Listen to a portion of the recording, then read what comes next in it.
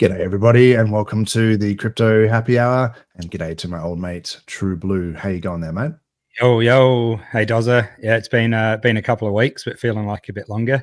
But loving it, feeling good, loving what's happening at the moment. So beautiful day out here as well.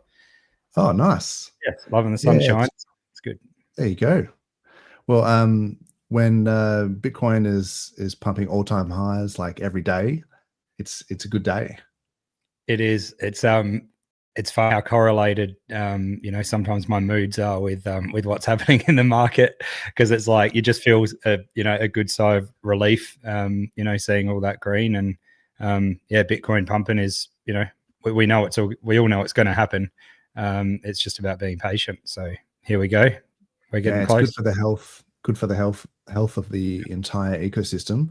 And we typically see Bitcoin lead, and then ETH follow, and the alts. So look, it's been pretty hectic. Pretty much anyone who's ever bought Bitcoin ever is in profit. Yep. So it's a nice place to be, where people talking smack about crypto, and you can just throw that in their face and be like, what's up? Pretty much. Yep. A lot of people hear it's a scam and this and that, but it's usually started with people buying the top and then it going down on them, and the news gets around that it's a scam somehow, when it's just they're bad that they accidentally or somehow they bought the top. So it's not always the top long though. So this is the thing, you just have to have some foresight. Speaking of which, this would have been the faucet of foresight. You used to be able to just get free Bitcoins from a faucet. So you put in the captcha and you get 5 Bitcoin. So sweet. That's the kind of stuff that was going down in 2010. 5 Bitcoin today is worth over $500,000 US. Yeah. So it does kind of require that you are paying attention. You sort of price in future demand, and it's just one of those things, like people just can't see the value in things until it's too late. So it's like people might just be throwing hex around willy-nilly. Oh look, I think I saw the other day someone had sent 100,000 hex to the contract address, and it's like, that's a shame. Damn. But it's like, you don't know how much that's going to be worth like later on. So you just you got to price in the future demand. And 43 reminded us, he sent a message, I think it was yesterday, the Bitcoin pizza guy that paid what was it, 10,000 Bitcoin or something for a pizza. That's $1.1 billion now. So you'd be feeling that. Oh my god, 10,000 BTC for 2 pizzas. That it was Bitcoin Pizza Day yesterday. Yeah. That's crazy. I mean, the only thing about that is that if he had 10,000 BTC to spend to throw away for those pizzas, I hope he had like another 10,000 BTC that he was just like squirreling away, because that would be sad if he just like got rid of his entire stack. You got to keep a moon bag. That's right. Yeah. Oh, that's rough. Oh, here we go. Mayo's down here. What's been going on, mate? You been buying any billion-dollar pizzas or what?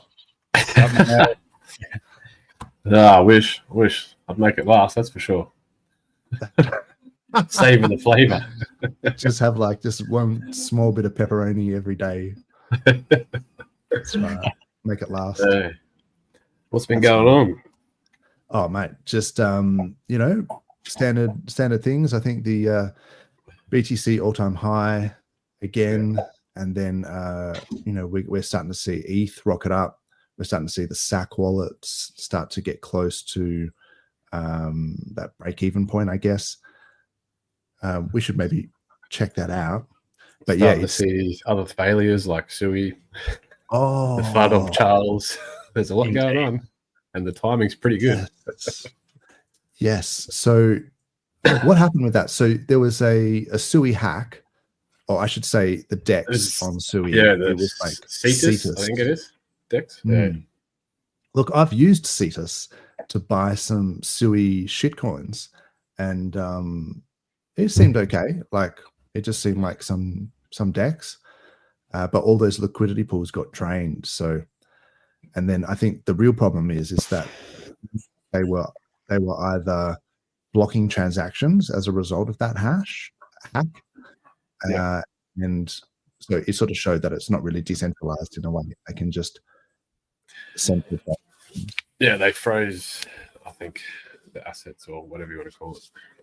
I think 60 million got dumped into ETH, and then I think the rest, 140 or 160 something remaining, was frozen. Yeah, there you go. Yeah, I mean, so that just shows that even the hacker has more faith in Ethereum, because it's like, if I get my transactions frozen on Sui, I'll just convert it to ETH, and then, I mean, it's just a more stable chain, I guess. So the interesting thing about that is that with the World Liberty Finance and all these stablecoin bills, the Genius Act, and all these institutions and banks wanting to put stablecoins, like what chain are they going to use, is probably going to be Ethereum. And we know someone or an entity that has a lot of Ethereum.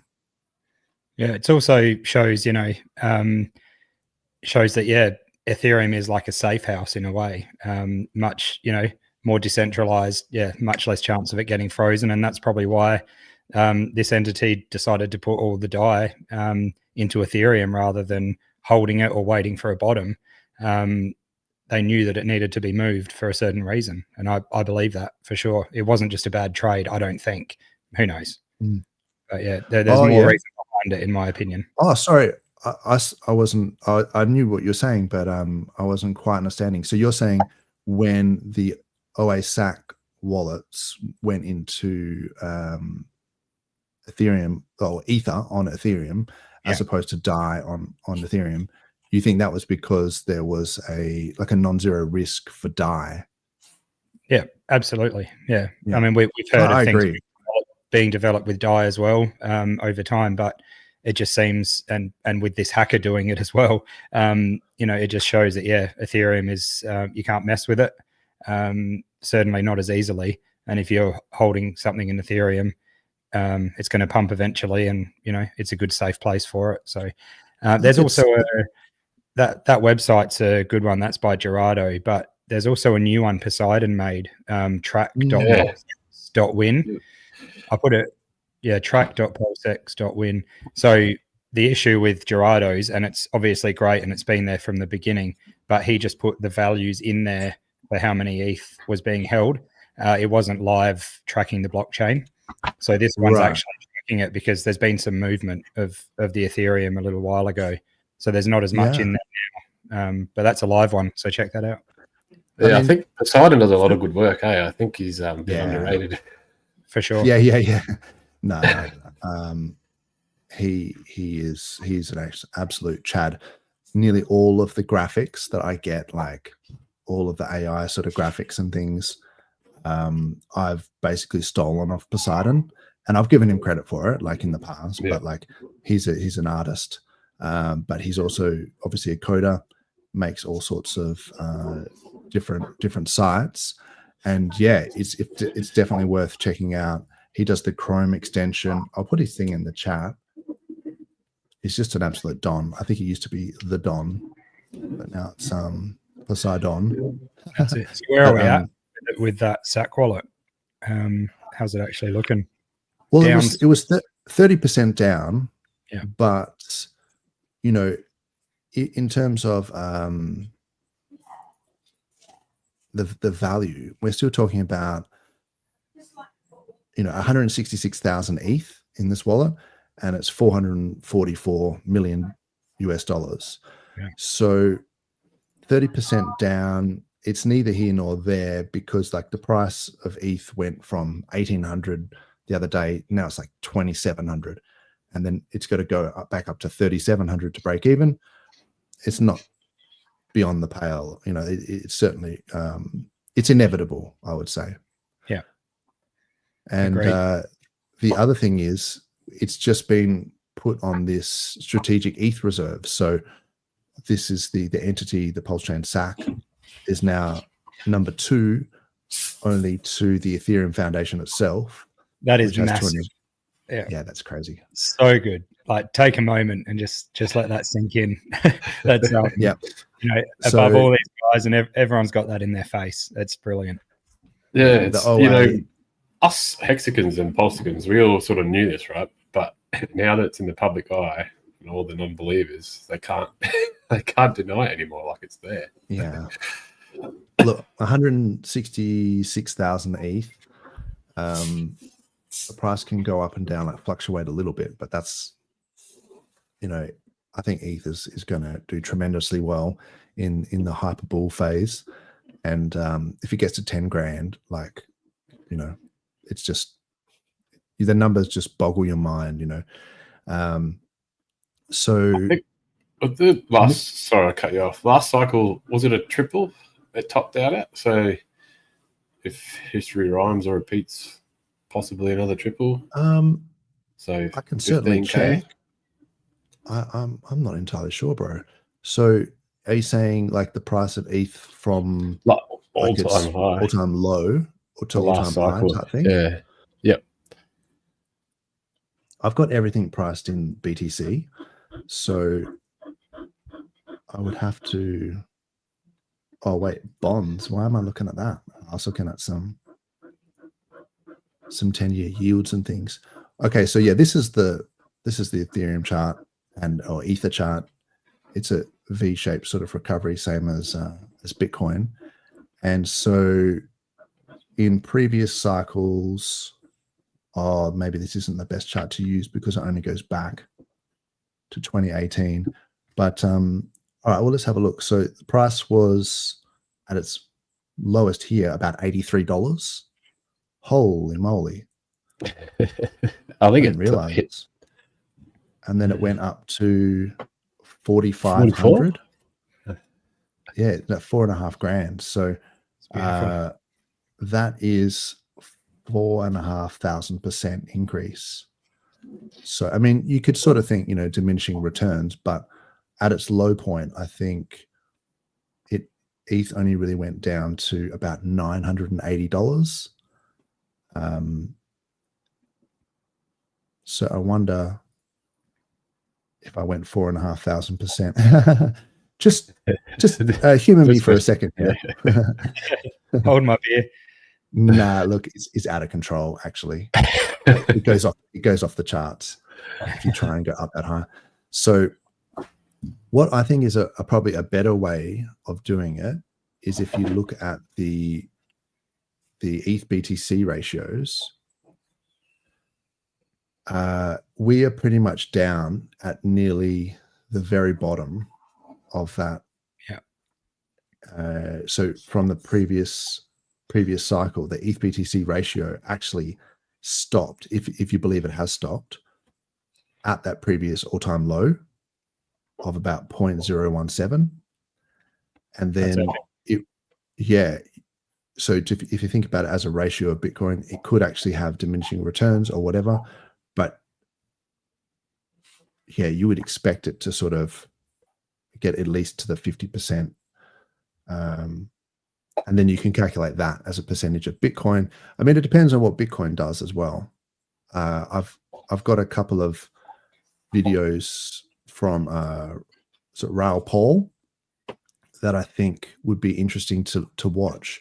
This is the V recovery of Bitcoin. And it is hitting a diagonal resistance. So if I go on the weekly, hopefully you can see this. And I think if you take it off log, yeah, so there is a diagonal resistance here. I mean, it did get rejected off it twice, to be fair.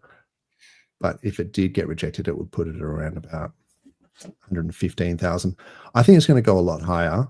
Some of the, you know, people talking about this sort of stuff that maybe know more about it than I do are putting some crazy targets out there. And I love to see it because it's like, I want everyone to overshoot how high BTC can go. So they just saying crazy numbers and everyone's just expecting it to be reality. Like, oh, $1 million Bitcoin. Yeah. Next week. And then, so once you get that sort of euphoria, then you know it's time to DCA out. And so I've heard some people talking about $450,000 BTC, 850,000 BTC, some big numbers. This cycle. Yeah, this cycle. Goodness me.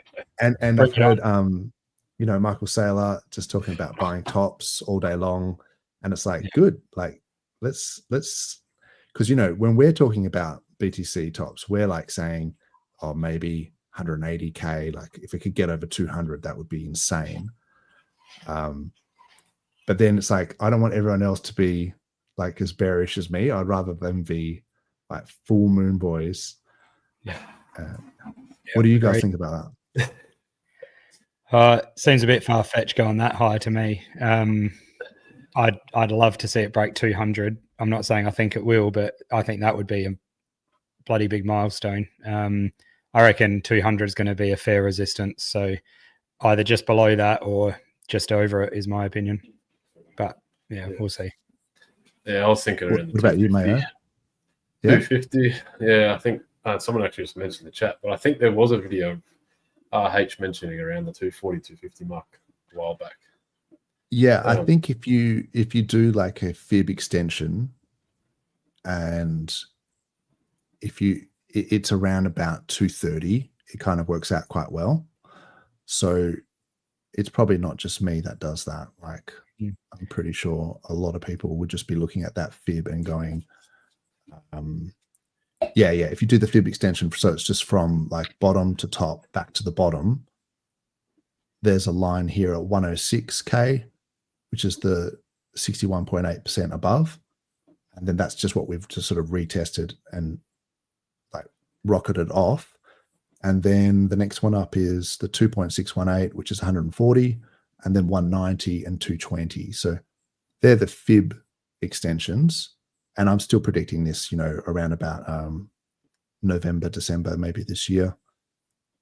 But you'd almost be wanting to be DCAing out. Well, in terms of Bitcoin, in maybe even as early as October. But as we know, it sort of flows down the risk curve. So people take a lot of profits in whatever asset it is. It could be stocks or whatever, and then they put it into something they perceive to be slightly more risky. So that's how the transition of money sort of flows from BTC into alts, because people are actually in profit, and then they're like, and then because there's such low liquidity, these high risk assets, it could be like junk stocks or whatever. They tend to go up higher because they're lighter. So that's where you get alt season. So maybe it could be a good Christmas is the plan, I guess. Yep, definitely. We should probably say hello to the chat. Like, in terms of retail, I don't think any retail's come back at all yet. I think retail sentiment's very low with crypto in general at the moment. Like the narratives have been used up. I don't know what else there is to use or say to bring retail back in. You're right. You talk to normies about crypto and they're just not interested. They're just like, oh yeah, what? Yeah, no, it's a scam. It's like you literally need $1 million Bitcoin price targets for people to be like, what? And then they start paying attention a bit more, like, are you guys serious? And then and especially I think around Christmas, it's like that whole end of year, people have got a bit of time off, and people talk about it over Thanksgiving, and look at my gains that I've made, look at my portfolio, and then it goes into Christmas. So that could be epic. I'll just say hello to the chat. What is up, Plaz? How you going there? She's got a stream tomorrow as well. So tomorrow morning, check that out. Very good. Yep. Shaggy Doo, g'day. Hey, Shaggy. Mate? I'm starting a movement on the g'day just for a second, because Tom Gillespie was going to be on What the Hex this morning, but he did a no-show. So I'm holding off on the g'days until he goes back on the show. Okay. So, all good. There's probably very good reasons, but I'm holding off on the g'day. What's up? Or Guten Tag, something else. Konnichiwa. Put it in the chat. How do you say g'day in your native tongue? Yeah. So HEXican, what is up, bro? Anita, yeah, I think you're right. 240,000, maybe 230,000. Sailor telling everyone that BTC is going to 13 million and no one even questions him. That's so crazy. Everyone's just like, oh yeah, this guy's legit. Like he seems to know he's behind the tops.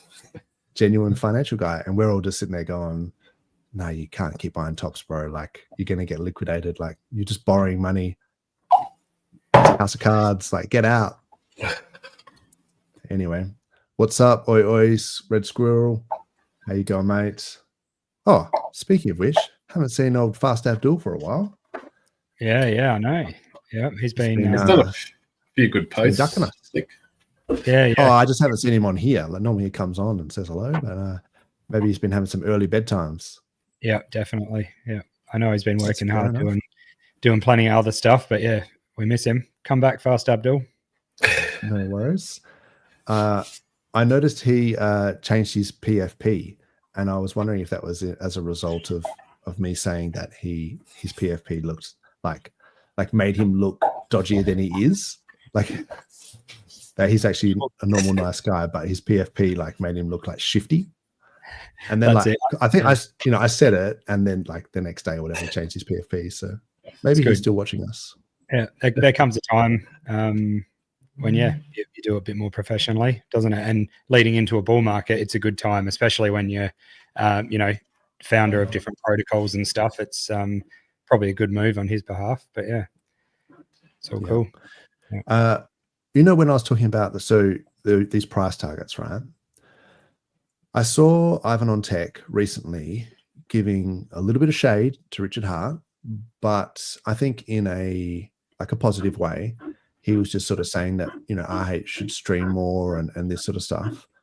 But one thing that I thought was interesting, is that your dog, Mayo? I can hear like... I can hear. Yeah. It's pretty bully. So we're on the same page here that's a dog making that sound.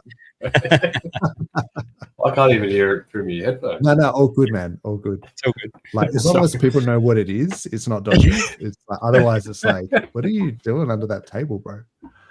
I haven't set this new mic up proper yet too, so let me know if it's any good. We just assume you're wearing pants. Yeah, I've got pants on. Here you go. Yeah, look like it doesn't with the background. The green, it's the tent boys, the green dildo. Green candle. Oh, that's it. The old green candle that Dozza had. Yeah. Oh yes, that was a big fail. I've got blue balls down by my groin, see, from the dog. There you go. Don't we all? Hilarious. That's a cool background. The green candle, I like that. Yeah, I made that with Brock.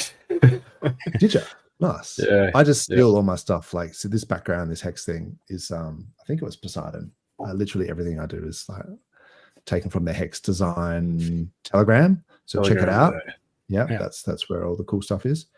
Speaking of art and AI, have you seen another hot topic? Recently is the I think I'll send you a message, but Google Flow VO3 has been released the other day. Oh, AI videos. I've heard of this, but I haven't actually checked it out. With it. Yeah, is it good? It's pretty funny. Yeah, it's for us, but it's not available in Australia. So VPN, and you have to have a Google account location elsewhere. But yes, I have managed to do it, and it's pretty fun. How long are the videos? I've only got like a basic account. I think mine are only about 10 seconds long. I've played with a few. I haven't managed to do the sound yet. I've played with a few, and I noticed that they were very short, like 5 seconds. And I was like, that's kind of cool. But for what I was after, I thought, oh, no. Anyway, but yeah, that is cool. I mean, we can chat about some AI stuff, man. But, oh, hey, Doggo.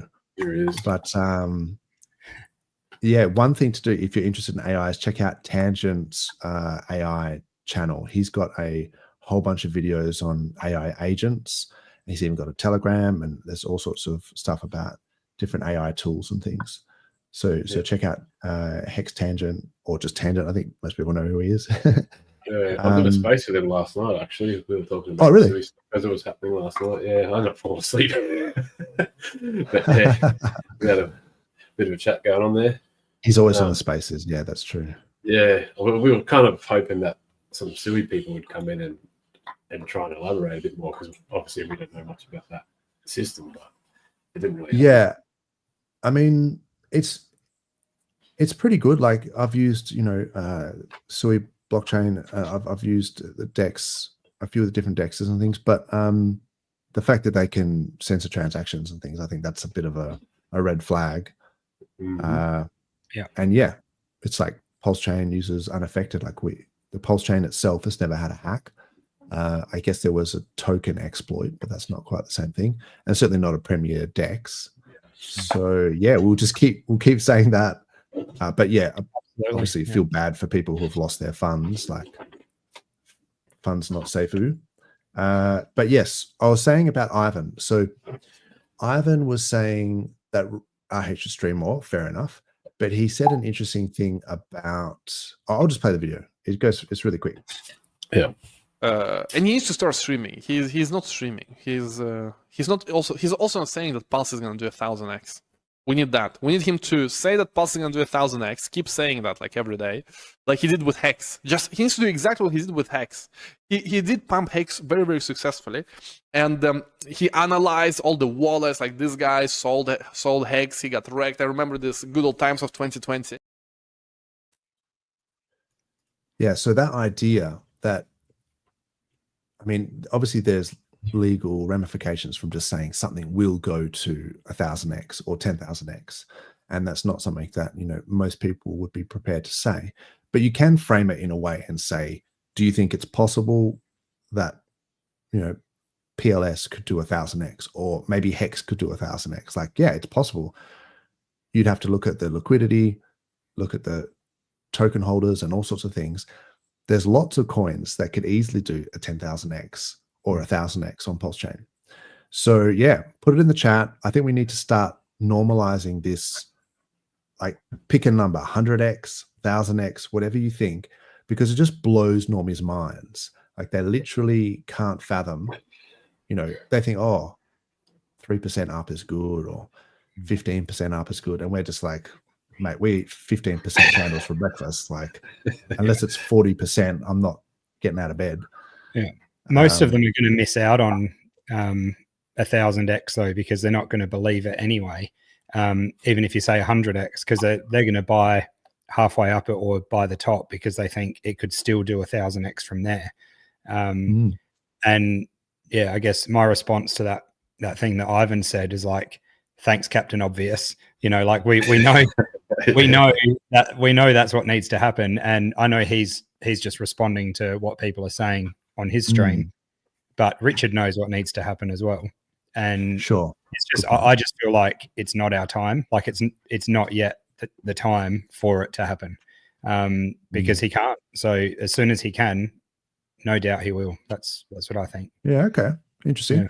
Look, I think talking about it, saying, just shilling on Twitter or whatever, that you're going to get 1000x gains. I think that's the type of stuff that we need going into this bull run. We need people to be like hyper bullish, like just sort of saying $1 million Bitcoin, like just normalize that. I've started my own little narrative. I'm just saying $7 Hex. $7.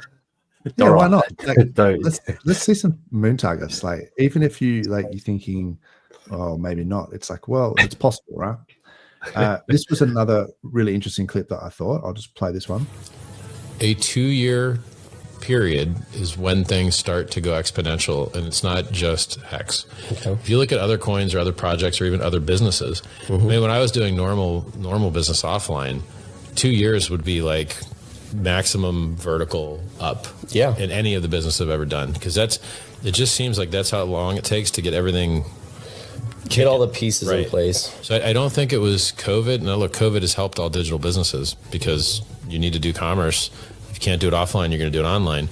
So COVID's helped all that, but I think that just this 2-year time mark is when things just tend to start going vertical. Okay. And a lot of different things. That's good. Nice. So yes, PulseChain recently 2 years old, as of May 13th, and it's the 23rd today. So 10 days ago, we hit our and I guess depending on when the chain started on when it was public, but yeah, sort of 8 to 10 days ago was the 2-year anniversary. And that's RH himself saying that he thinks around about the 2-year mark is when things start to go vertical. Yeah.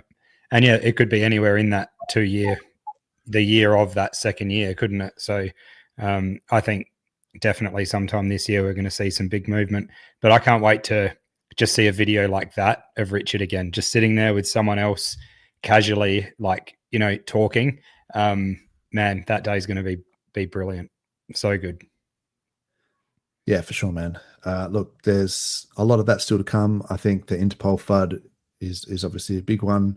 Yeah, I think the lawyers will sort that out. I think once they realize that, you know, RH beat the SEC, the case has been completely dismissed, and he's got good lawyers. So, you know, if you're going to talk smack about Richard Hart, like you better be prepared to back it up, because he's got big lawyers, and he's winning cases. So yeah, the Finnish government doing some things there.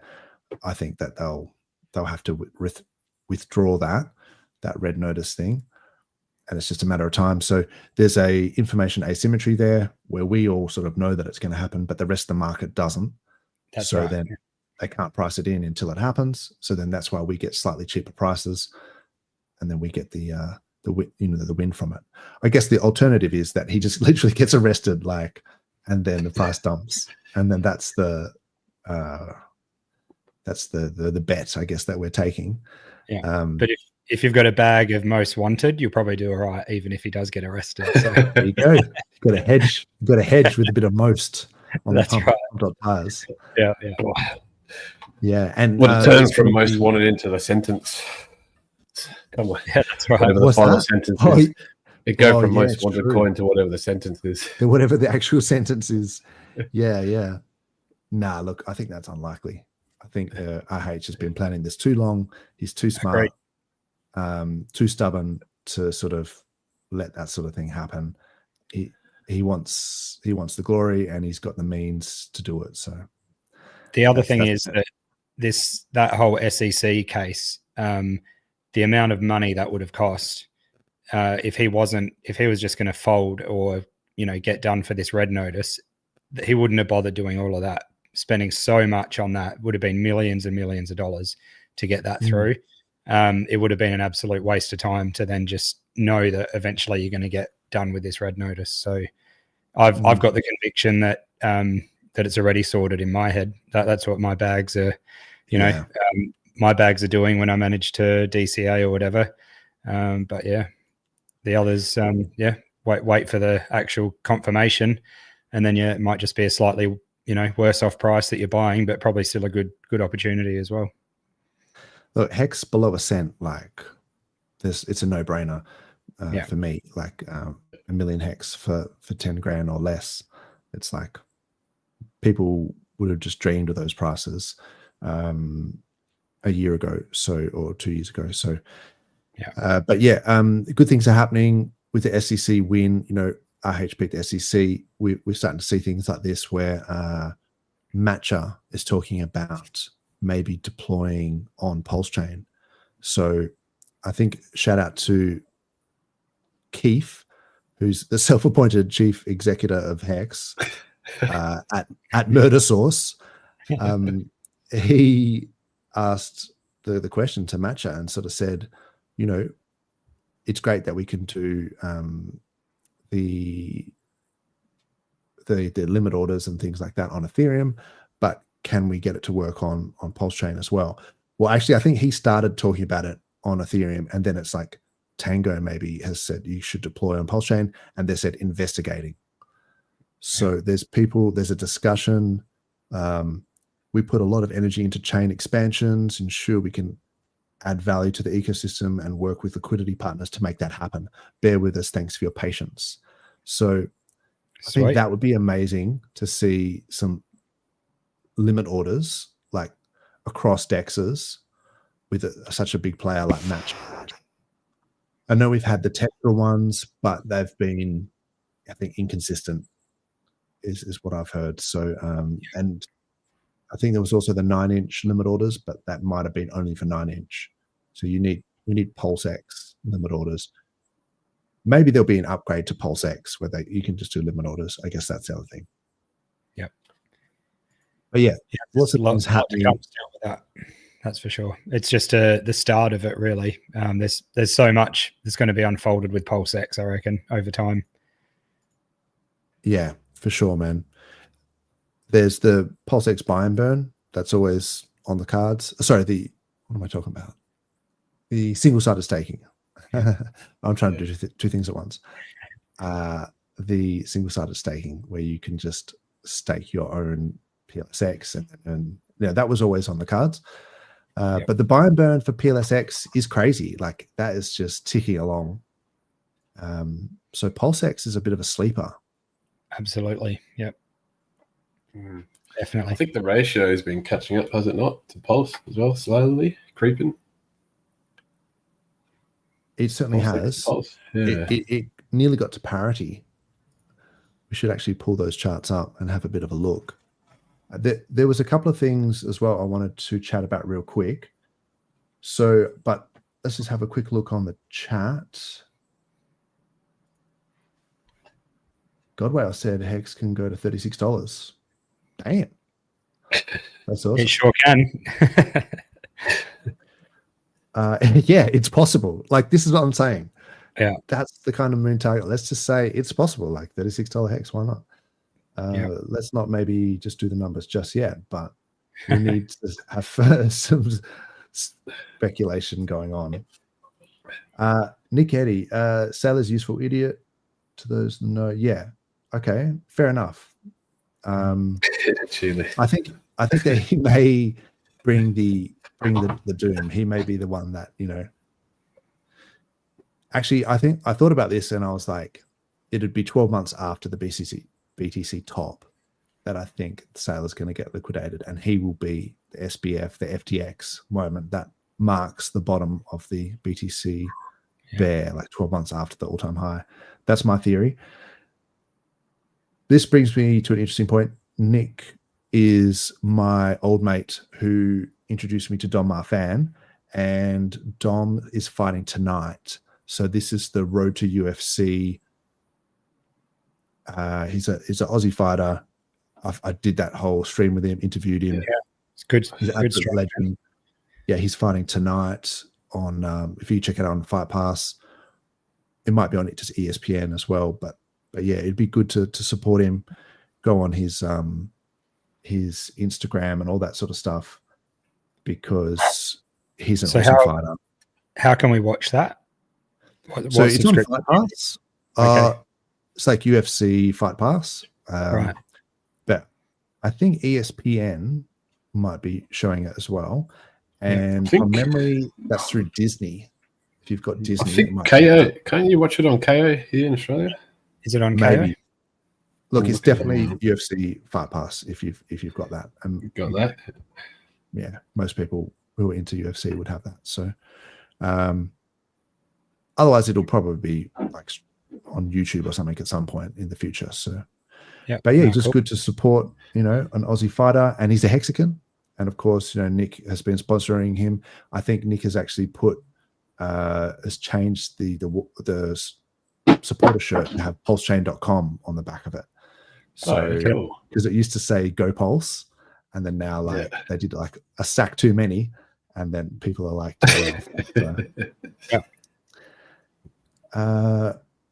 what else is going on here? Hexalina. A good sorry, while we're on the fight subject. Oh yeah. I sent you a picture in Twitter messages, but I'm going to Fred Brophy's tent boxing tonight, probably. Oh, okay. Who's boxing? Say again. Fred Brophy's tent boxing. Oh, yeah, tent boxing. That's crazy. Yeah, that's in the middle of nowhere, isn't it? Yeah, it's probably, this is the closest one to the city here. It's about an hour away, but yeah. But those guys aren't really Mayo, you would be able to step in that ring and just eat them for breakfast. Oh, I know the whole troop. They are like the guys that do the tent, that run the tent and the troop, are all pro-professional fighters. Sure. But yeah, it's But just a guys matter who of fight, anyone can the guys rock who up fight. and walk in the ring. Yeah, Yeah, That's the crazy. thing is that yeah. people So who you can just actually go fight there, on get the drunk, and then jump in the ring. Yeah, I've seen So- a few of them, and it's just like, oh, okay, is this guy a fighter or is he just drunk and wants to just brawl because? Yeah, there's a lot of that. Yeah, it's entertaining, but Yeah. it's like it's different when you see someone who's like a professional or something, and you're kind of going, you know, it's like it's easy to be an armchair critic of like even a professional fighter, and you're sort of saying, oh, they could have done this slightly better, or maybe they could have done that. But it's like it's different if you're actually fighting. But when you see those guys fight, it's like there's a lot to, you can just be like, whoa, what is this guy even doing? He shouldn't be in there. Like, he's gonna need, they should call the ambulance now and then just wait, because but they normally stop it. Yeah, That's they're normally, crazy. you know, they're all over pretty quick. You know, a lot of them aren't fit. It's either like they a one stop hit, it or they after. just get played with, or they stopped in 30 seconds, or a minute or something. Guy gets hit and he goes Yeah. down. It's like they don't continue. We'll see what happens. I might get convinced to jump in. Mate, you should step in. I reckon. I haven't you'd done be it. at I 11. haven't trained in ages, like over a year. But Are they putting you in cash to fight? I don't know. I'll find out when I get there. I'll put Goodness. some money on you, Mayo. Let's do it. I'll put a monkey on you for sure. I'll take the PulseChain shirt and wear it. Look, it'd be entertaining. Just bring a mouth guard just in case. Yeah, you've got to have it all in there when Good you mate. go in. Yeah, That's all you need. Yeah. Anyway, we could get distracted talking about that big time. Yeah. How good Yeah. was Jack Della Mandolina though on the weekend? I forget which week it is, but like he literally won the the welterweight UFC championship belt. Yeah, I missed it because I was working, but I haven't watched the Yeah. replay yet. But I'm No, pretty happy with the result either way. Yeah, he's a Perth boy, so I was really excited to see him fight, and yeah, he just did really well. So full credit to Jack Mandolina or Della Mandolina, but JDM, let's just call him. He's just. I could talk about it for a long time, but yeah, he's got good takedown defense. He's got good stand-up striking. Like he's got BJJ. He's got all the tools. So it'd be interesting to see him, you know, defend his belt now. And we've got a couple of Aussies representing at the highest level. You know, with Volkanovski. We've got a few UFC champs going at the moment. Yeah, it's good. We've got a few Aussies coming up. Good to see. Yeah. So Tetra limit orders were deprecated ages ago. Yeah. Okay. Well, I think that's what happened. Red Squirrel knows what's going on. Yeah. Okay. So yeah, people know what's going on there. Oh, there we go. I can't say Guten Tag because we're having a no good day today apparently. So yeah, Guten Tag to you, DJ Cryptomatic. Did Cryptomatic do something recently? Someone said there was an event or something recently he did. Cryptomatic. He does those The Twitch DJ streams all the time. Yeah. Yeah, I know that, but wasn't there something big recently than normal? I don't know. See what it says in the chat. I don't know. I saw something somewhere. He definitely does some parties and stuff. They're awesome to watch. Yeah, sometimes there's a heap of DJs that get together and do a bit of a round table type thing, but No, He said no. no. He said he didn't. Maybe I was dreaming of That's candles it. and gold candles just- and DJs. Having a roller skate disco in your dreams, mate, just with DJ. Yeah. Cryptomatic. That's wicked. Yeah. I forgot where I was going with that, but I think I got distracted with that UFC stuff. that's all right. I think what were we talking about? We were talking about limit orders at first, and then it went somewhere from there. But can't remember. Yeah. That's all good. Doesn't Did you matter. see that BlackRock Oh. apparently bought 26.5 mil worth of Ethereum? I think yesterday or today or something. But it was on What's that? Coinbase. So it's like I did see that. massive, I guess, OTC. How much deal was it? in the end. How much? Apparently How much was the? 26,400,000. I'll see if I can bring up the $26 million buy of ETH. Yeah. Where are we? That's crazy. I'll bring it up quickly. Hexo shared it. There it is. But they've been stacking. Yeah. Yep. So how many? Yeah, 9.9 thousand ETH. So well Still done. less than RH though, to be fair. Yeah. So does that take the ETH out of the Coinbase reserve into there, isn't it? Yeah, that's right. Exactly. So yeah, it's a cute buy, isn't it? Yeah, that's cute. That's nice. You know, the Roccanegra, they've got some deep pockets. I'll give them that. But even if they had bought all of the ETH from Coinbase, it still wouldn't be enough as what Richard's got. So just pointing that out, that there's actually more ETH in the PulseChain SAC wallets than there is on Coinbase. So yeah, that's epic. Another thing that happened during the week, much to my dismay, was that this DeFi puzzle was solved. Oh, really? Yes. So, Yep. I think it was EcoBuilder. Yeah, definitely was. EcoBuilder had put 1 million hex in a wallet and gave us the wallet address. People had also donated other tokens to this wallet. And with the clues, he basically encouraged people to try and crack the 12-word seeds. The seeds were obviously in this picture. And the interesting thing, I guess, is that the game is still going. So even though the seeds were like solved and someone drained the 1 million hex, I think EcoBuilder has put in 100,000 P hex and staked it for like 5 years. So check out EcoBuilder on X, or just go to DeFiPuzzle.xyz and follow. You could probably just get his. You can go to the clues. You can do all sorts of things. But yeah, there's the clues. Actually, that's actually not a bad one. If I just pause that, these are the words. So probably like half a dozen of these words are like already sort of known. But say, for example, this one's pointing to her hair. You have to look up the BIP 39 list, and then you can pick the words from it. But yeah, if once you crack this wallet, you could potentially EES that stake once it gets over, say 50%, and get the 100,000 P hex. So 2.5 years time. So the guy who cracked it is like a brute force expert. So he's actually cracked quite a few other puzzles, because there's quite a few of these puzzles that go around, like BTC puzzles and things like that. And he's like, so I was using a script to try and brute force it, and I can pretty much, within about 8 seconds, I can do all the permutations. So if I know the words, I can go through all the permutations. So for 12 words, there's 479 million permutations, even if you know the words, but to get them in the right order. Yeah. But if you know, like, so if you make some assumptions, like say you've got like 4 or 5 assumptions where you think you know those words, then it's way, way faster.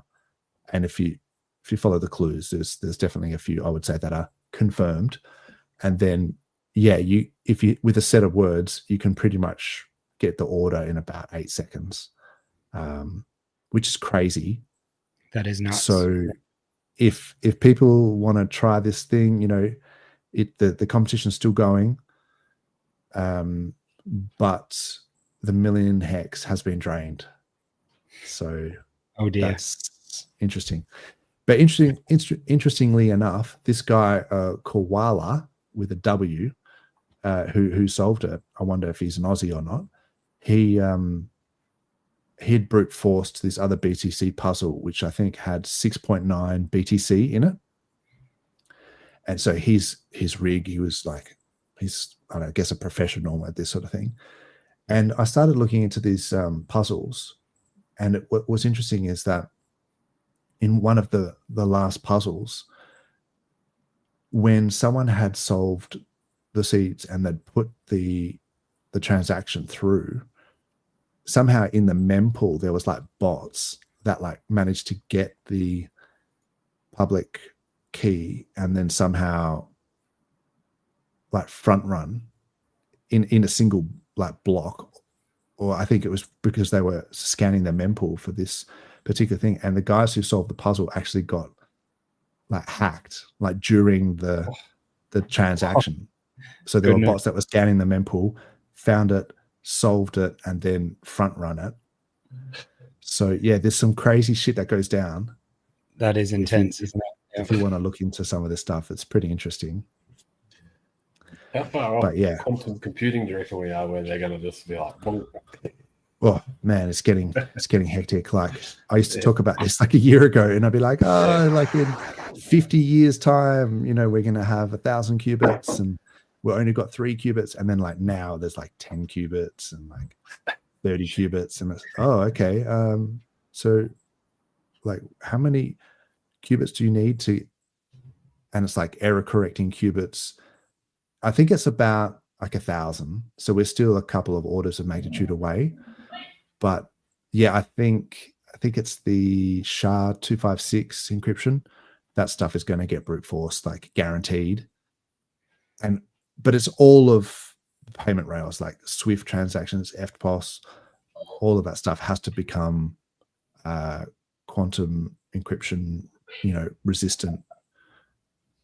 So yeah, that's still to happen, but I think we've got a bit of time, maybe 5 years, 10 years, a few years. Yeah, come on, let's get through this. Yeah, yeah, it's getting faster, man. I mean, I've been looking into a lot of stuff to do with AI and quantum AI as well, because they've been getting a lot of data from the James Webb Telescope and putting it through these quantum computers and using like AI to, I guess, you know, pass through all the data and to come to some conclusions like pattern recognition stuff.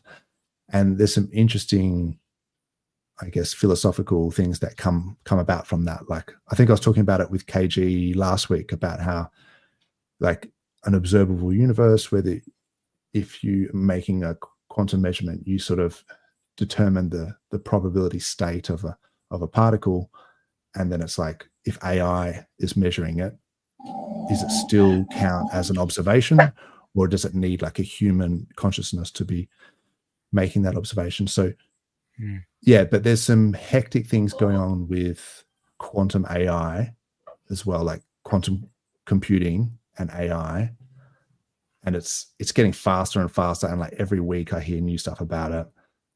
So it's going exponential, I guess. Yeah. What I'm saying. So obviously that opens the chance of vulnerabilities to, you know, seed phrases and stuff like wallets and things like that on the blockchain. Do you reckon there's going to be new developments in that to compensate for that technology, and you know how that's all developing? Yeah, it's going to have to. Yeah, for sure. I mean, so some of the original BTC wallets, for example, they had a static public address, whereas nowadays they generate a new public address for each transaction, so that because the seed and the public address, I guess, are inextricably linked. Yeah, so there's things like that you can do. There's all sorts of like quantum resistant encryption that you can do as well.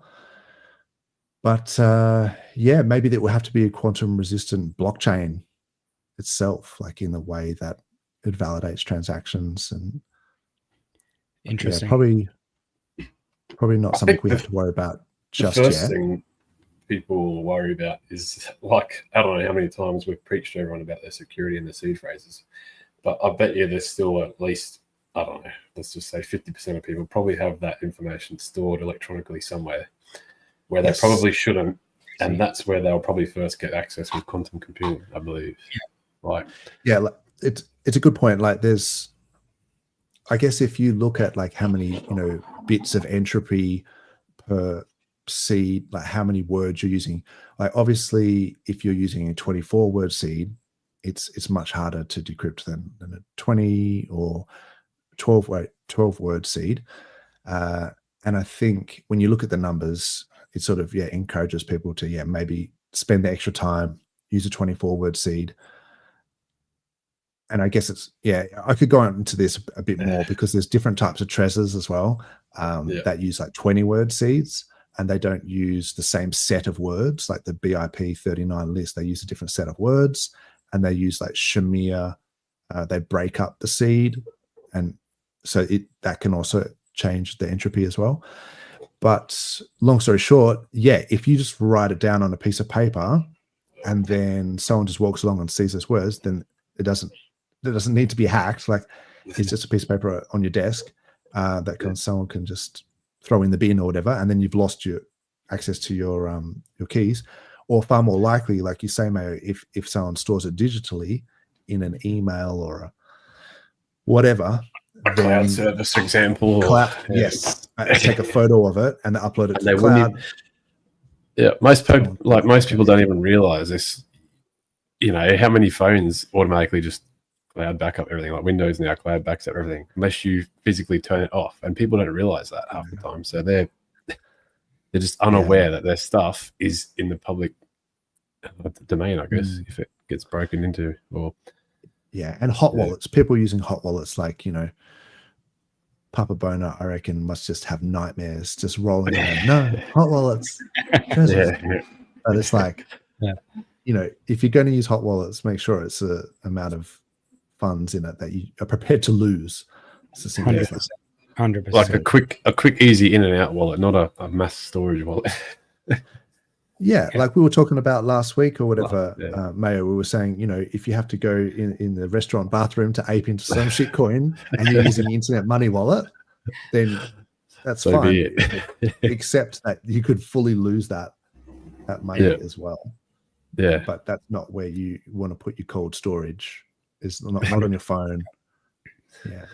So anyway. Yeah. I think people know what's up. We've got Tesla Optimus or whatever. Have you seen the update about them going around and cleaning up now? So going back to say leaving your seed phrase on your desk. You get yourself an AI robot cleaning up your desk in your house, doing this dust panning or putting stuff in there. Oh, this AI robot finds this. And so you got two dangers there. One, that the AI robot's going to accidentally throw it in the bin. Or two, that it's just going to become sentient and then just go and use your seed to like ape into some dodgy robot meme coin. To take over the world. Look, I mean, because the way that AI is sort of got this feedback loop where we're using the next gen of AI to develop the next gen, and then we're using it to create the better chips, and then we're using those chips to create better chips, and it's this recursive kind of loop. There is a point where I guess it's like the singularity, if you want to call it that, but where it's the feedback loop continues without us, and they just keep self-optimizing their code to the point where we can no longer control it. So I actually think that that's inevitable. And I think it's possible that, the next stage of our evolution is, on this planet is going to be like some sort of human hybrid AI sort of, hybrid, I guess. And that's just evolution. And we're going to be inextricably linked to technology for, in future generations. Like, that's a scary thought too. Yeah, exactly. While we're on that little bit of a tech talk there, I was just thinking about if there's anyone out there, obviously, if you're on PulseChain, you're already using DeFi properly, or a bit more properly than leaving things on a centralized exchange. But just a reminder that if you've got coins sitting on a centralized exchange, it might feel a bit safer. But when it comes to the bull run and prices really skyrocket, you might log on there to try and sell it or withdraw it, and all of a sudden it's like, oh, sorry, we're having system maintenance today, things like that. So it's not just about getting hacked or losing it. It's like you actually want to be able to access it and do things with it at the right times. And so you'll probably find when Bitcoin's at its all-time high, your centralized exchange is not going to be working properly, or it's going to be giving really bad rates. So think about those things as well when you're happy with your Ethereum or Bitcoin just sitting on your Coinbase app. Yeah, that's a classic thing I remember from the old Binance days when I used to trade, and you'd have a big market correction, and then it would just be withdrawal suspended, and you couldn't transact at all. And it was like, their system's down. Oh no, I can't ape into this coin, or I can't sell, and it's crashing. It's like, it's a given. So yeah, being able to do it on chain, and plus, I guess the problem with KYC, I think 43 did that that clip from last week where he was talking about, I think it was Brett that talked about it. But anytime you have a honeypot of data, anytime anyone stores your data securely, is a potential risk. And the only way to not have your data leaked is to not store it in the first place.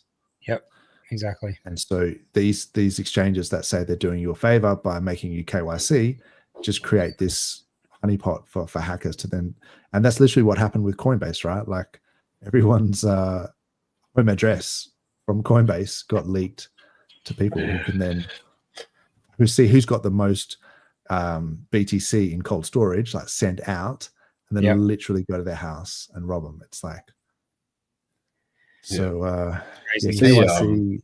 MyGov, bit off topic with crypto, but same sort of theory. MyGov and the ATO got hacked here in Australia recently. Again, beautiful. No, what was that about? Yeah, what happened? MyGov got hacked. MyGov and ATO, and lots of data was lost or stolen, however you want to say it. There you go. Oh well, look, I think all my data was on the dark web anyway after that Dimix hack. And what was the other one? Some other thing. It's like, great, you've lost all your data. Like Telstra as well, wasn't it?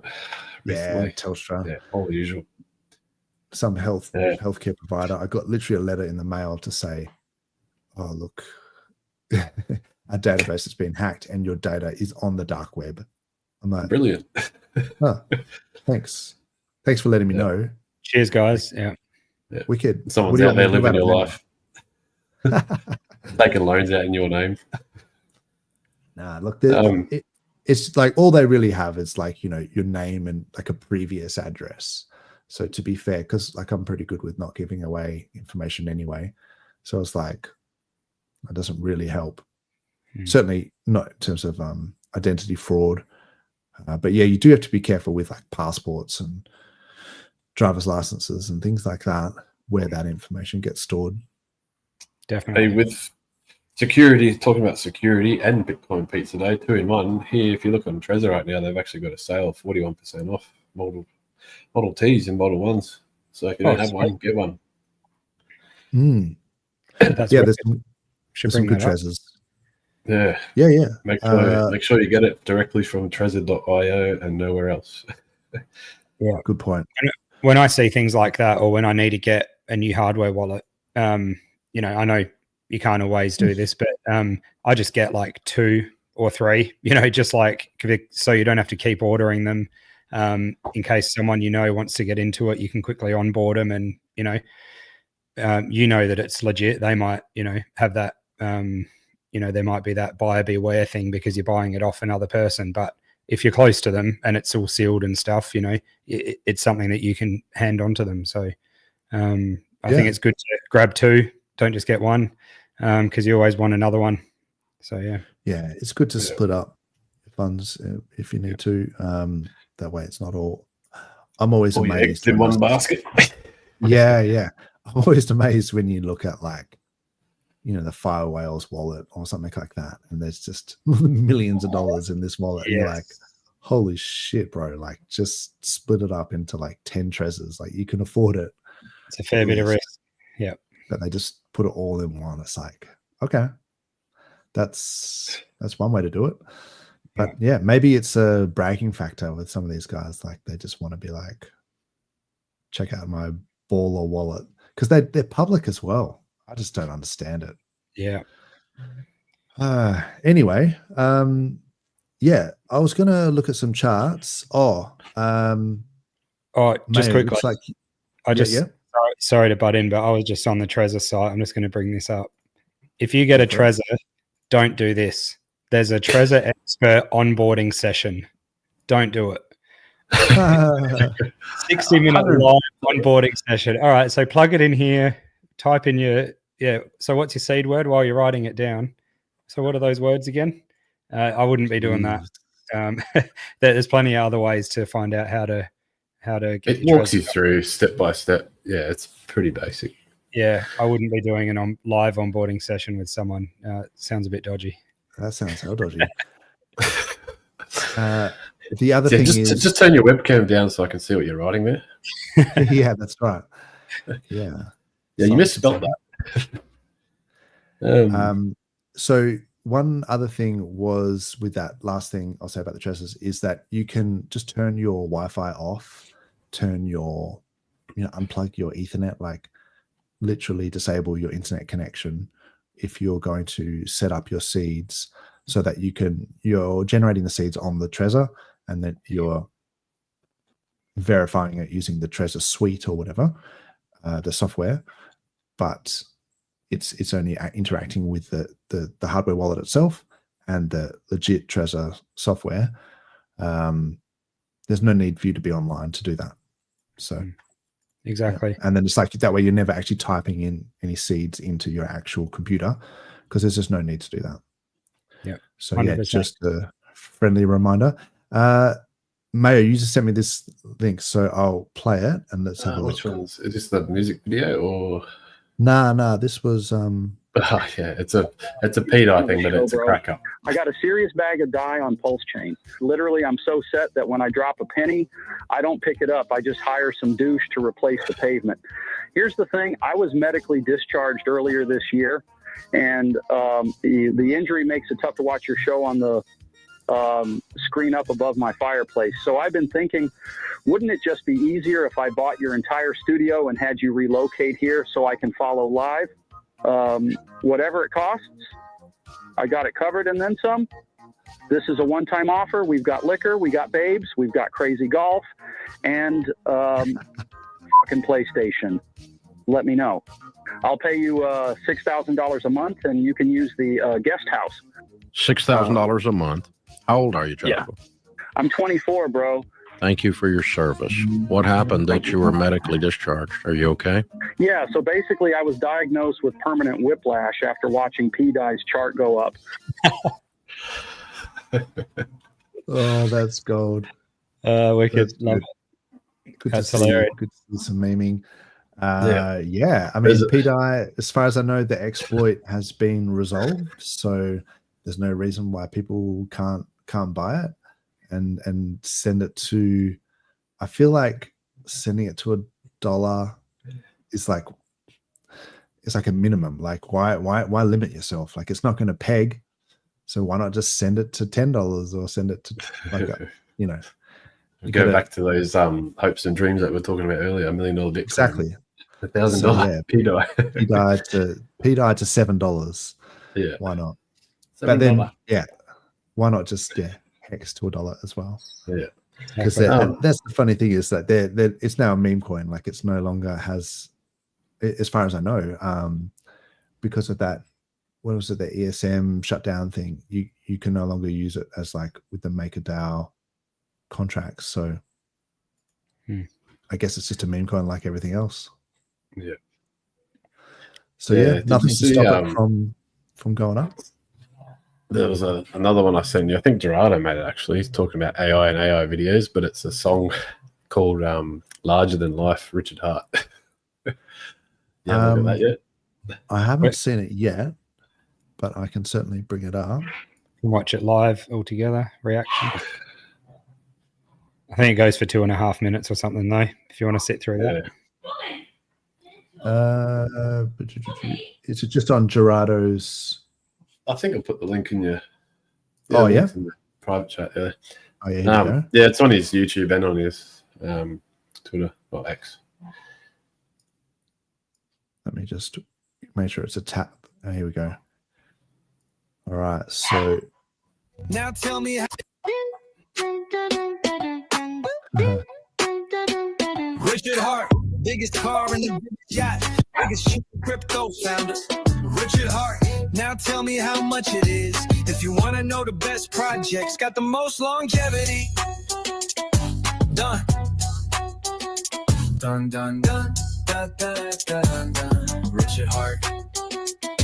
And my hex coin did it 10,000 bars. I could do the math, yeah, it's kind of hard. 10 million%, now tell me how much it is. I raised 27 mil for charity, that's the most integrity.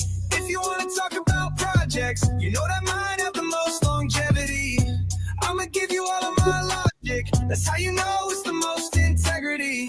Richard Hart, oh my God, no he didn't. I was chilling with my goddamn kitten, and I found out the SEC is no longer my opponent, so that means I got another big win. They can't stop us, cause it's obvious that Richard Hart is gonna change the world. So put your goddamn hands up, cause I am up. I just wanna hear you all say Richard Hart. If you wanna talk about projects, you know that mine have the most longevity. I'ma give you all of my logic, that's how you know it's the most integrity. And now I feel like I have to tell you something. I really feel like I'm getting the feeling like. And if you ask me what the feeling is, I think the feeling is I might be larger than life. Yeah, I'm bigger than the universe, but even if I'm bigger than the universe, I still give 100%. And that's the thing, right? So 100% of the universe, and I'm bigger than that. So what? I'm 102%. It's all relative. Anyway, if you want to talk about projects, you know that mine have the most longevity. I'ma give you all of my logic. That's how you know. It's all right. I much prefer some of Pharaoh's songs than that. It's still cool though. But yeah. Look, it's cool. Like the AI stuff was cool. Yeah, there's some comments there. This is top signal stuff. I think we want to normalize this kind of stuff before we get to the tops, so that we people don't just dump on the first time someone releases an AI video. That's it. Yeah, it's cool. It's pretty cool. But yeah, I can only watch so much of that. Yeah. While that was on, I just looked up the Trezor site. So to order 2 Trezor Model 1s delivered in Australia, it's $118 Australian. That is a bargain. If you don't have a hardware wallet, you should be doing that, and only off of Trezor.io. But if you don't have one, you should be buying 2. Come on. Yeah, 100%. Yeah. By 3, by 4, like exactly. whatever. Get involved. So yeah, shout out to Gerardo, because who made that video. He's also, I'm pretty sure this is his Cypherius.io. He does some sort of zero coding websites. Yep. So he's done a bunch of. Did we talk about? Has anyone brought up the Lightbeam? Did we talk about that? The new Block Explorer, Lightbeam.xyz, I think it is. Yes, that is awesome, actually. Yeah, so Lightbeam.xyz or Z. Let me just pull that out. It's a block explorer, but it's also a cool, just like a landing page, I guess. So you can check the price. It also has a portfolio tracker, which is really cool. And yeah, but in terms of it being a block explorer, that's awesome. Definitely. There's a few other portfolio trackers at the moment. There's that PLS Folio. But so Yeah, I haven't seen that, but it's getting a lot of hype at the moment, isn't it? Yeah, that one's pretty good actually. And there's another one I was looking at. I'm trying to find while Dozza does that. So there's like, if you go to Lightbeam, you can go to portfolio. It's pretty straightforward, but I think it's just plsfolio.com. And yeah, it's also pretty good. I think from memory, that was just maybe some random account that I was looking at. I think from memory, the Lightbeam one as well, I think it does hex stakes, and it does a bunch of cool stuff with like the LP as well. So yeah, check them out. Lightbeam.xyz.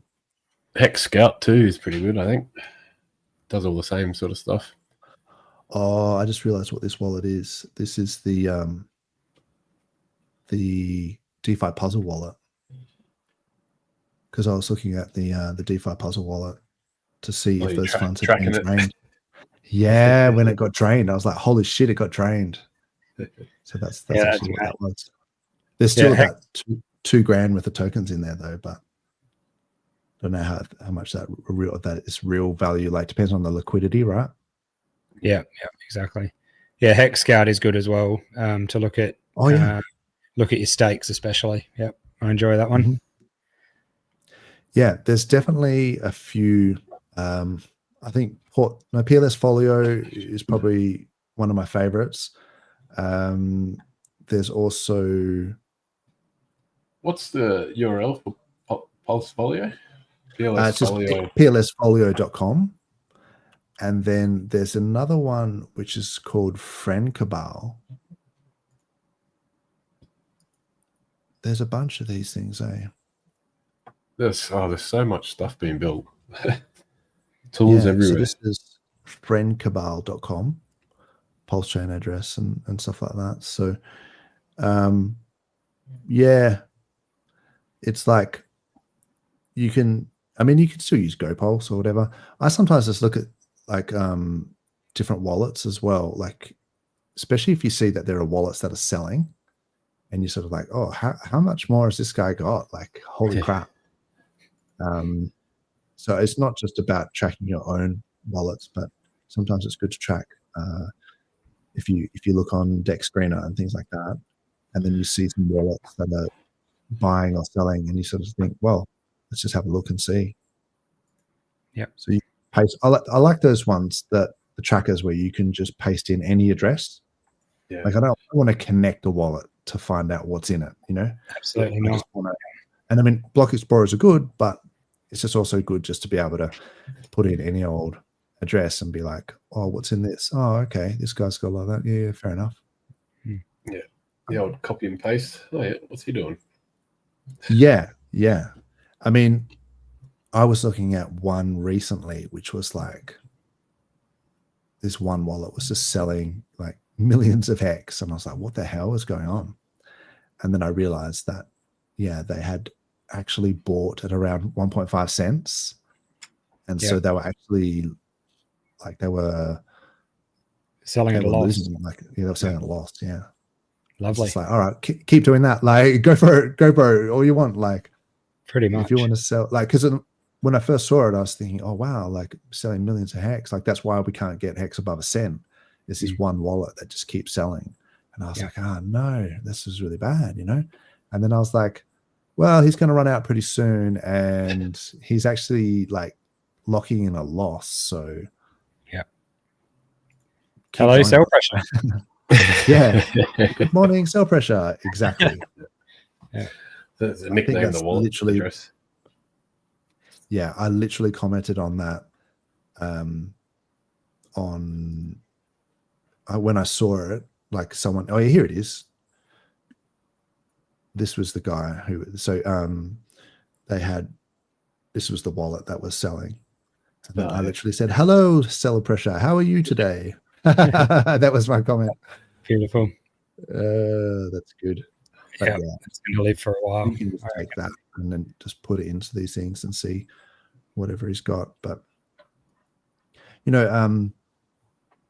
Ivan was saying that RH used to do that, and then sort of track a whale and say, look, this guy's actually was buying tops and selling bottoms, and then now the price has got away from him, like wrecked.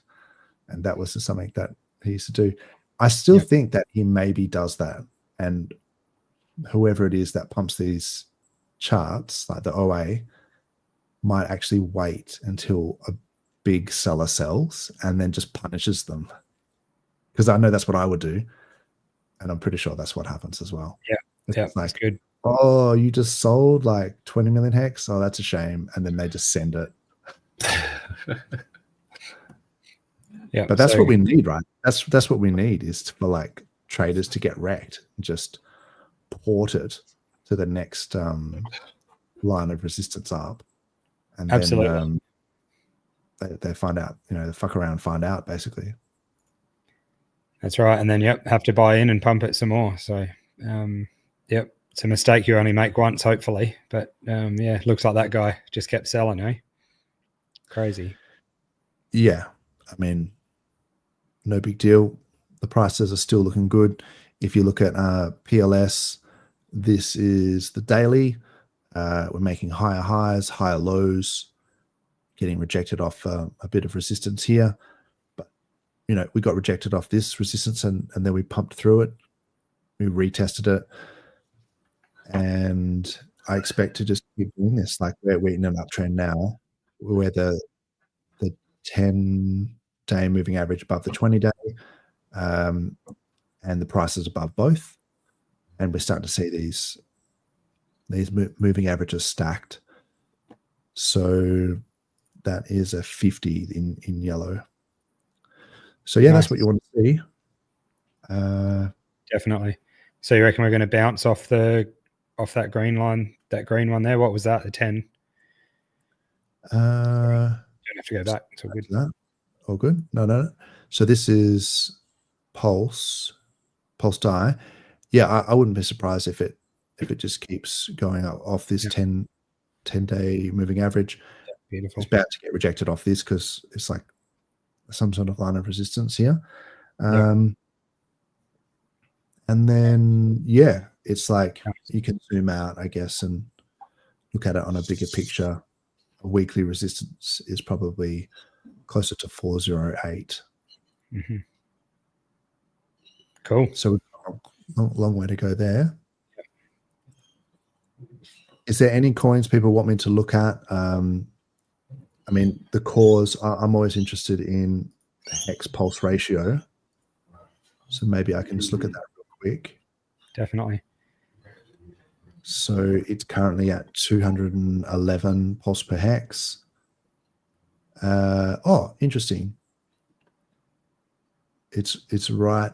It's sort of like converging these moving averages. So it's been in a downtrend in terms of like pulse has been outperforming hex, and now they're all sort of converging. So that could be interesting. Maybe you'd have to zoom out. But either way, like it's kind of sideways, right? Like if you're in hex or pulse on pulse, like hex on PulseChain or pulse, I think you're doing pretty well. Yep, definitely. EHEX. I haven't looked at EHEX in a while. Yeah, a little sneaky in the background. Yeah. It's been doing well. Same really as Pulse and the other RH assets, making higher highs and higher lows. So yeah, it looks like really we've turned a corner ever since RH beat the SEC and sort of started streaming. I feel like we've been sort of turned a corner there. And then, you've got, say, ETH Pulse as a ratio. And let's look at PulseX Pulse as well. So if I invert this and let's look at Pulse in terms of ETH. It's pretty much sideways. Like it's it's not doing it. I mean, it went on a big run and then got rejected and is sort of going sideways at the moment. So we kind of expect Pulse to be, liquidity bonded by to ETH. And yeah, this is like, if you zoom out a bit, like it was really going down versus ETH for a long time. And now it's just kind of range bound. Like it's just sort of going sideways. It's literally going sideways from this resistance here. I actually think this is completely manipulated, and that has to be. Yeah. It's just we're just tied to ETH.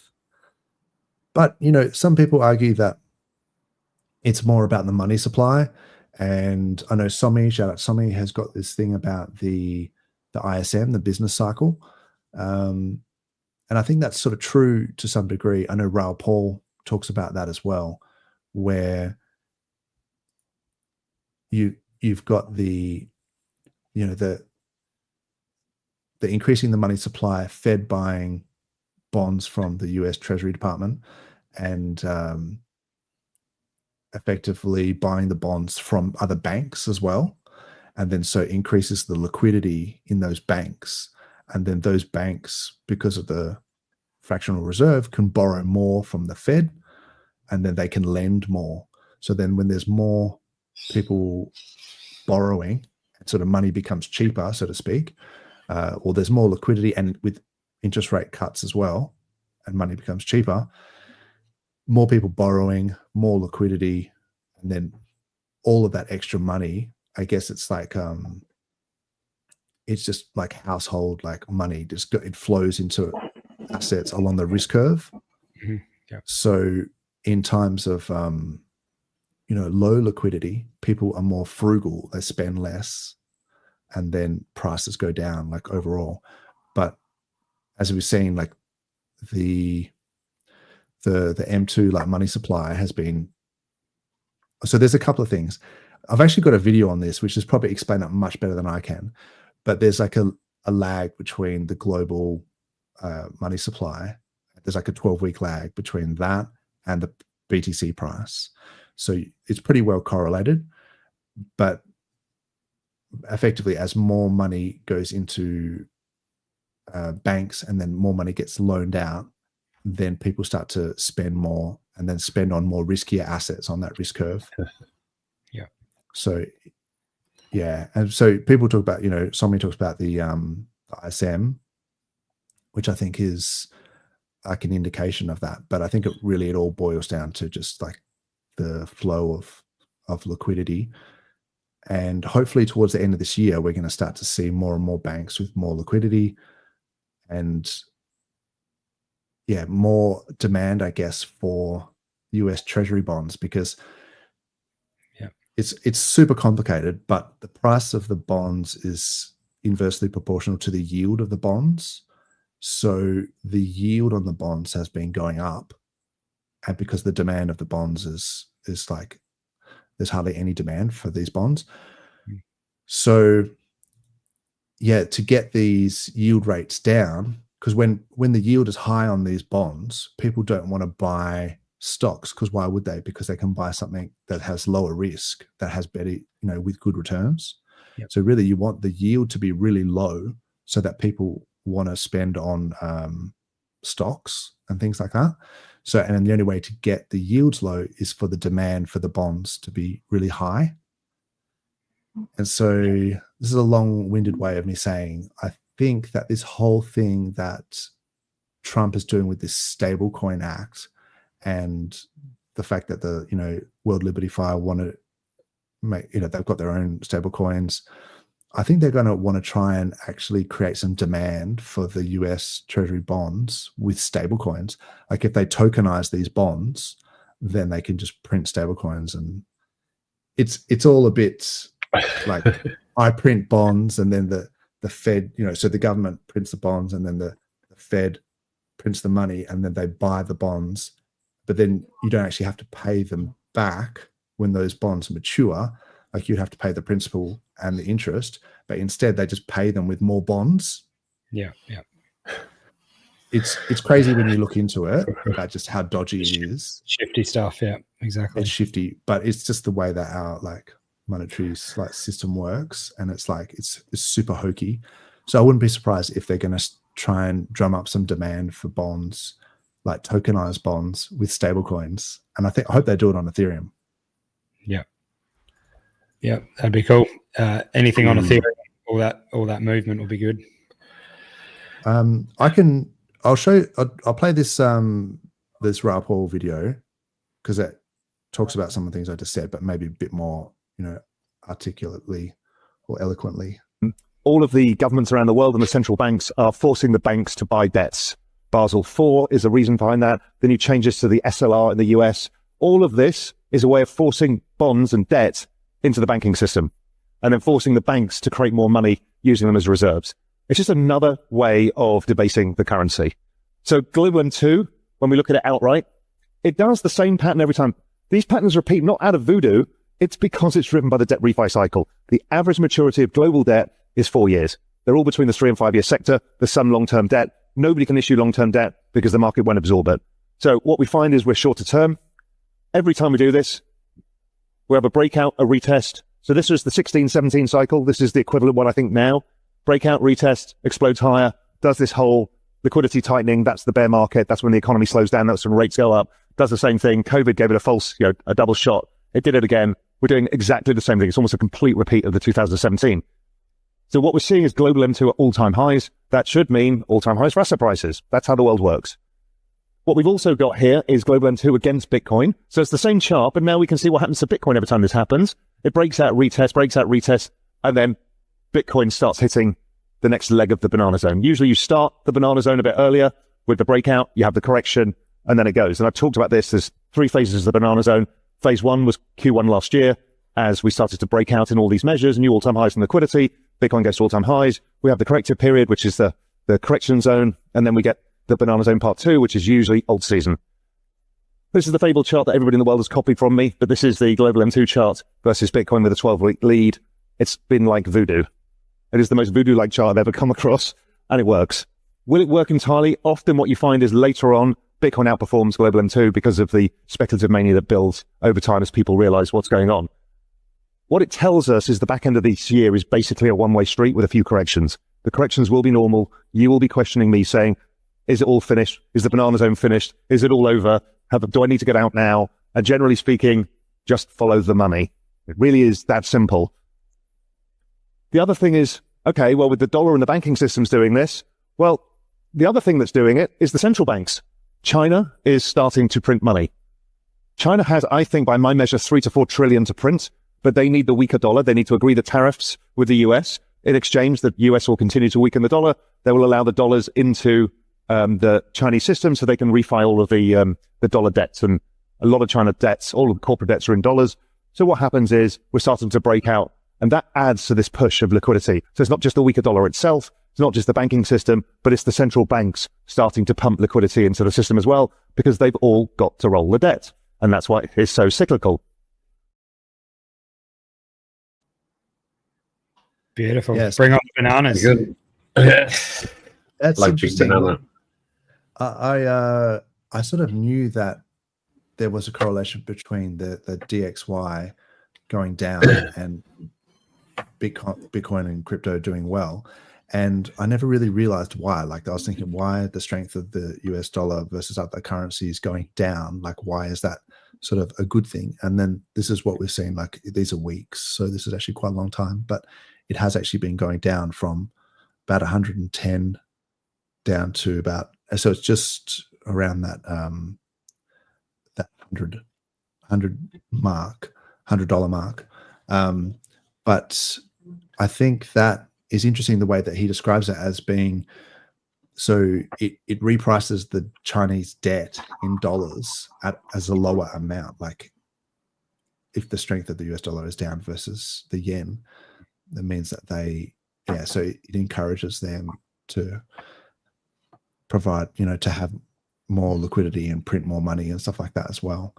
So, because it's also about like your debt to GDP ratio, that's what they're all trying to keep down.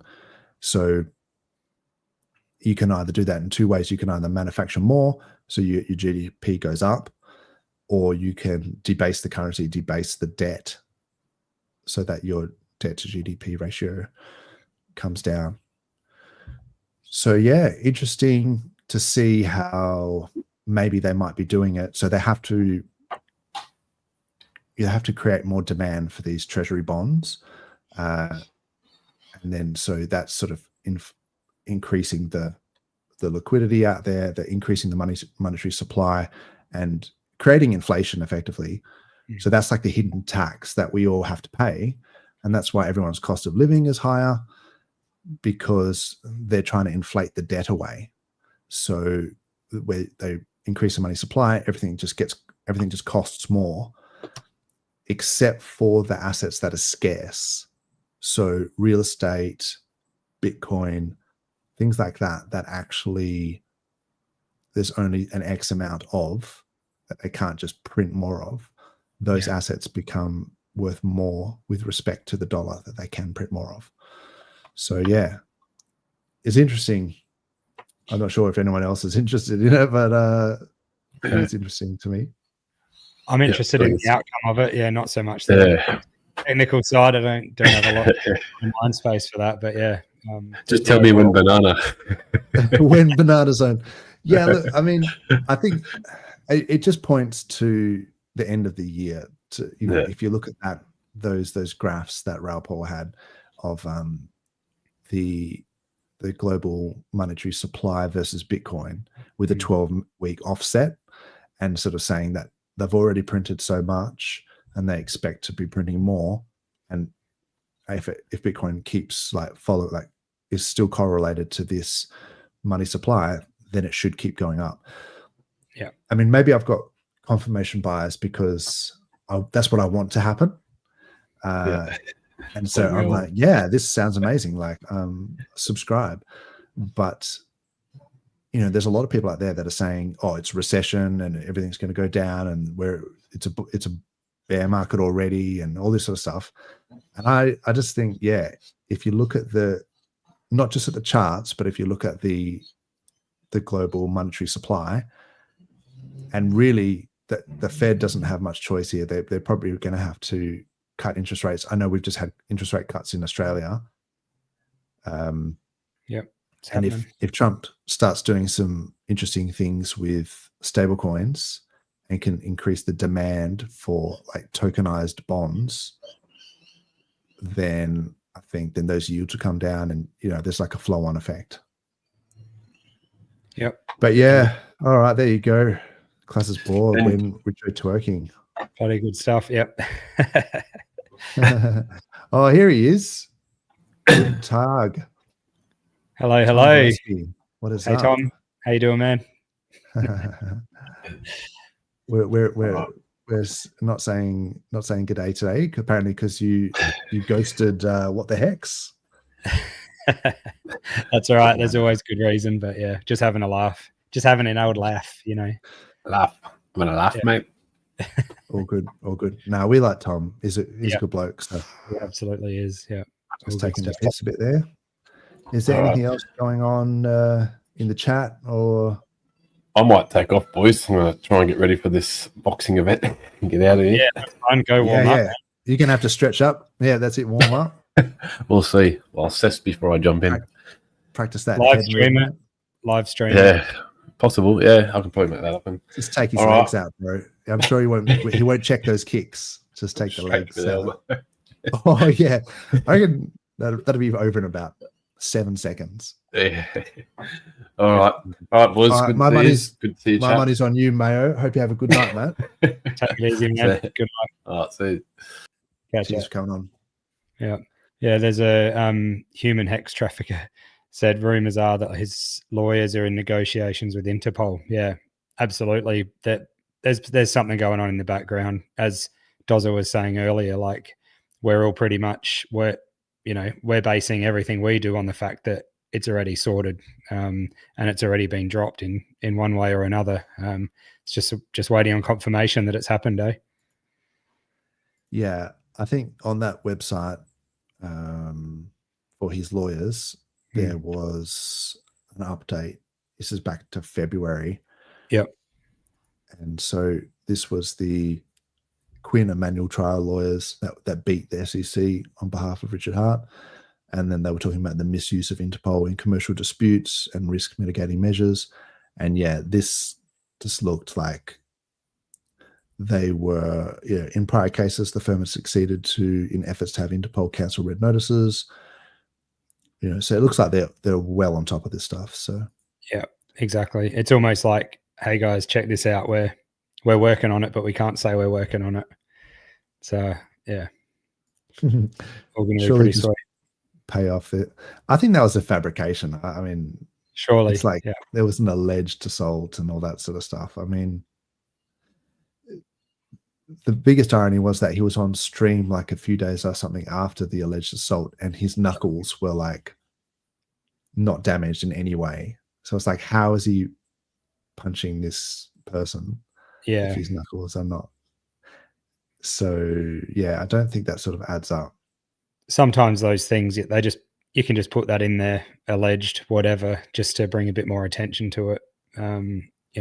People obviously get pretty emotional when they hear that someone's, potentially hurting a younger person and whatnot. And it's an easy way to get people on the side of, the bad side of someone and sell their bags or, join the cult of let's shut him down type thing. So, yeah. People are quick to sort of throw mud. But in my mind, it's sort of like innocent till proven guilty. And just a baseless accusation doesn't warrant action unless it's proven. So in the sense that I will defend RH, I've actually been defending Charles Hoskinson on Twitter because he's actually been thrown under the bus. They said that he'd done some sort of fraud thing. I'm not a big fan of Charles Hoskinson. I'm not a fan of Cardanzo, but I think that everyone deserves a fair trial, and that if he's got accusations of fraud, so what? Like, let's see it get proven before we start slamming him. I think maybe HEXican should just be a little bit careful, because there's a bit of irony there if they start dunking on Charles Hoskinson for this when the shoe was on the other foot, and we're sort of saying that RH was innocent till proven guilty. We need to extend the same courtesy to Charles Hoskinson. So assuming that he was innocent, right? Like, let's hope that he was, and that he doesn't get proven. If he gets proven that he did commit fraud and steal these millions of dollars, then yeah, he's a dirtbag. But let's wait and see before we start saying things like that. Like, it's unknown at this point. So give him the benefit of the doubt. Like, that's the way I always think of it. Like, you always give people the benefit of the doubt where you can. Definitely. Because you would hope that they would give you the benefit of the doubt if that was turned around against you, Yep. No, for sure. Yeah. Let's wait and see what happens there. But at the same time, it's, he might see that, the way that RH has been dealt with and the way people have put their views on him. I mean, it's sort of, he might get a taste of that medicine, which might make him realize, that maybe it is all FUD, and people just need to back off entirely. So maybe he will. Maybe he'll see that, like, now he's copping a dose of it, and maybe he was unfair. But I think he had apologized anyway at some point. Yeah. So no, it's all good. I don't know. We'll wait and see where the dust settles on that one. Is there any coins or anything that anyone wants me to chart?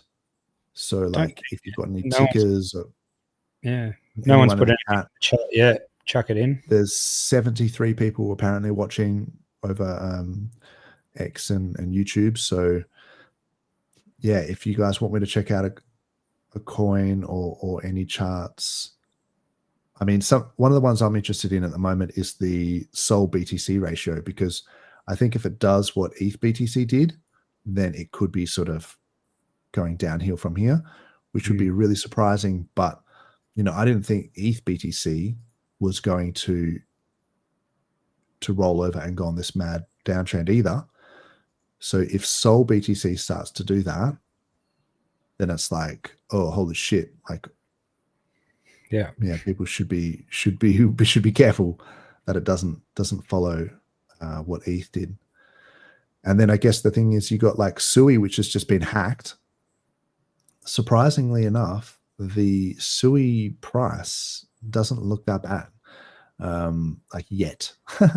So it certainly could be in a bit of a downtrend. This is against BTC, but it still doesn't look too bad. Like, this is the Sui Sol ratio. So even against Sol, maybe it is breaking down against Sol. But let's just see the Sui USD price. Doesn't look that bad. So yeah, a lot of people would have lost money in DEXs, like if they provided liquidity on Cetus. But the actual price of Sui doesn't seem to be hugely affected. So I guess that's check out the Cetus chart. Yeah, so if I go down to Sui, actually it's quite high. Wow, I was actually looking a bit lower. So they're just above PulseChain. And then so if you go, so see, Cetus is their premier DEX. That's their number one DEX in terms of volume, it seems, because it's the first one that comes up. Oh, holy crap. I mean, these are low liquidity shit coins as well. So for them to be down 85% is probably not hard, because there's only $1,000. But even the high liquidity stuff, Lo-Fi, it's down 75%, 24 hours. And so this trading has just halted, has it? Because none of these are, there's no 5 minute, 1 hour, 6 hours. I know, it's really weird, isn't it? And there's a Cetus chart that I found that says it's done 330%. But so Cetus token, okay. But then so this other one's saying it's down 50%. So anyway.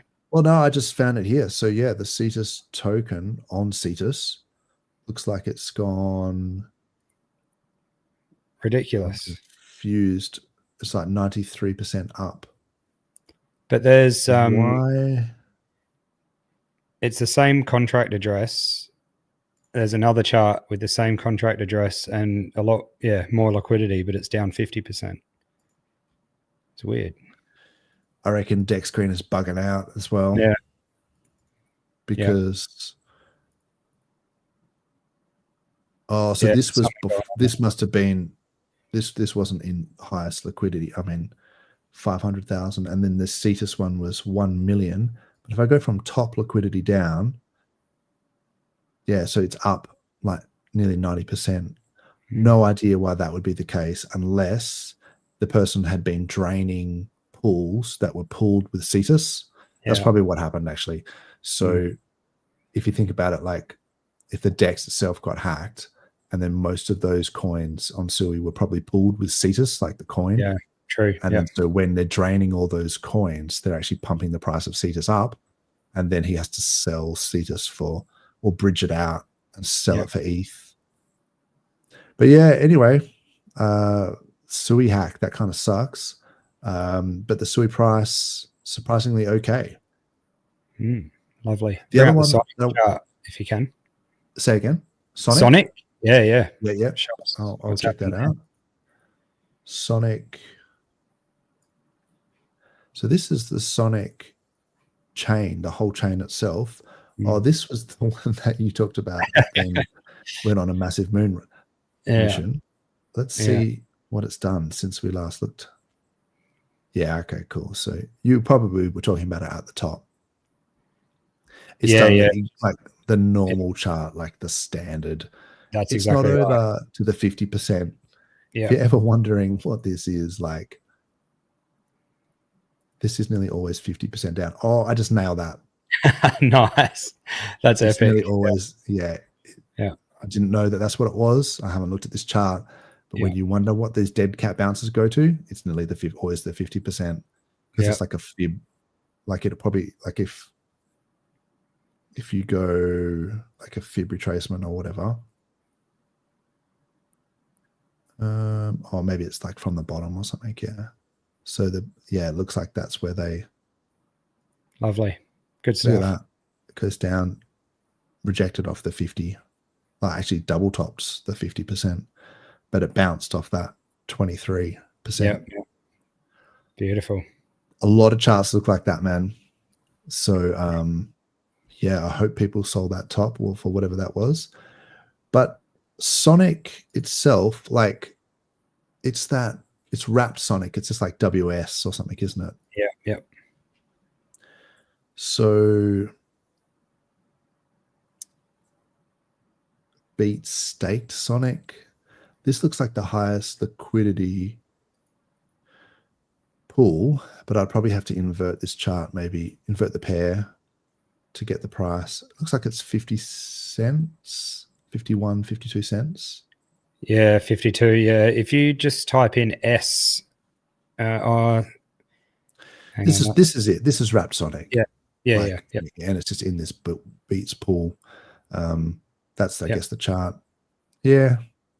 I don't know. It doesn't really excite me. I don't know what the meme that these guys have. Like, I know that it's an EVM chain and that it was like the next Phantom, but yeah, I think Andre Antonopoulos or whatever that guy. No,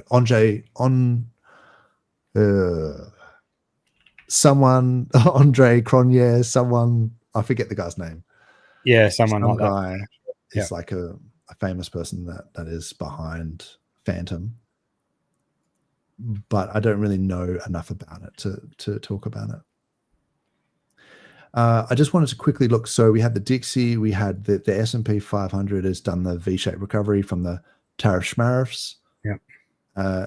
Total 2 is coming back up, and this is Total 2 versus BTC. So this is the one that I like to look at as like an altcoin indicator. Total 2 versus BTC. So it's still kind of looking ordinary in terms of like alt season. It's still BTC is just dominating the alts. And then so this if you zoom in here, I mean this is I guess on the day, this pump, this was alt week. You know, we called it wasn't like alt season, we were like alt week or whatever. Yeah, that was a like good one. Shark Week. Yeah, that was good. That was around November. Yeah. That was around when Trump won the election. But yeah, since then, it's been pretty much downhill since the start of the year in terms of alts. BTC dominance is just out of control. It's still pumping up. In terms of the fib lines, there's a 67% fib line. That's a fair bit higher. I don't know what it's going to take for Bitcoin dominance to break down. I still think in terms of the cycle, I think Bitcoin's still got a fair way to go. Yeah, I think so. And before people start, aping into alts. But, Ethereum's doing okay. 2,700. I feel like Ethereum's doing good. Like for a while there, it was only a few weeks ago, it felt like people were saying Ethereum's dead. Is it ever going to recover? And it's like when people start saying that, it's pretty much around the bottom, or, it's about pretty go much. Time. Because, it just launched from there, really. It's starting to really look like it's recovering nicely. Mm-hmm. Yeah, man. I think that was a great buying opportunity, like to snag some ETH at like 1,800 and even 1,700. It was crazy. Yeah, exactly. I'll just look at some of these other ones. So AVAX is just going, that's AVAX versus BTC is just going sideways. Yeah, so a lot of these things like Link BTC, like you may as well just be holding BTC. And then we certainly haven't seen the memes go very well. So although Dogecoin, maybe it's got some legs. I think Pepe's done really well because ETH, because it's all on ETH. So as ETH does well. Yeah, holy shit. Yeah, it launches. Yeah, it's good. Okay, so Pepe's the one to watch then. Pepe on ETH. Yeah. Yeah, that's going parabolic already. So a little bit too soon for it to be going parabolic, but you can see the start of that hockey stick there. Yep. And I guess like on PulseChain, I don't know, are there any good memes? Like I know the Tangang pretty much like went to Chia or whatever. Yeah, it's a bit quiet on that side. The only one I know, that's a pretty cool meme is the Top Hat one, Crypto Coffee. I know it's part of, but yeah, that's a pretty cool one at the moment. But other than that, looks like there's SolidX. I can't tell which SolidX this is. So like, there's two SolidXs. That's the real that's the original, the OG SolidX, not the pump tires one. Yeah, $12. Yep. It's been around there for a while though. Yeah. So it hasn't really been doing much. Let's see what else on PulseChain. So on that SolidX quickly, I know everyone's waiting for this game to come out. It's a crash game. It's like, he's waiting on regulatory stuff as well for online gambling and whatnot. But it's going to be launched on a heap of different chains, and it's going to burn the SolidX on PulseChain when people are playing it, no matter what chain it's on. So that's something that's quite bullish for it. But, at the moment, there's no release date really, and it's all still a work in progress. So you never know how long that's going to take. But yeah, it could be a good one because it's going to be multi-chain. Awesome. Yeah. Look, I was a fan of SolidX when it did that first run, so hopefully it can reproduce that. Did I just gloss over a Tropa? Maybe I did. I'm not sure if that was on purpose, like subconsciously or not. But actually, a Tropa is the one that's been. Oh no, I think I've just got this in terms of liquidity. That's why. Oh yeah. Actually, but that's right, because the. Let's just say the glitter guy was live streaming him dumping, and then I think there was the PDI thing that happened, and then there was that massive dump. So the problem with this is like who accumulated these coins here, like when it went to 0007. Some people got some big bags. Yeah, they've 100x'd or whatever. So that's crazy, or maybe more. Wow, but anyway, in terms of structure, like I guess it's if you just ignore that wick, it's making higher highs. It's on an uptrend. The price is above all three. Yeah, it actually looks pretty good. And then so, I mean, I couldn't bring myself to buy it based on what happened. But if you just look at the chart, it looks pretty good. And then I guess this must be PDI, right? So if I invert this, PDI chart did the same thing. Yeah, massive wick down. People accumulated 4 zeros. And now they've done 100x's already. Yeah. So yeah, hopefully. But it does look like it's bottomed maybe. And now that the exploit function is gone, it's just a meme coin like everything else, and it's got a big community, so maybe it could go to 10 cents or $1 or whatever they reckon now. Sparta was the other one. Yes. So this is the Sparta. That was on the 4 hour, but let's just have a look on the daily. Oh, it's pretty much just sideways, and the 4 hour wasn't too bad. I'd have to put the moving averages on. At least it's going up and to the right, I guess, like higher lows, higher highs. Looks like it's in a low at the moment. So cool. Okay. Sparta is worth checking out. I mean, there's Helgo. I don't know. Some of these ones. Whatever happened to the Greys? That got hammered.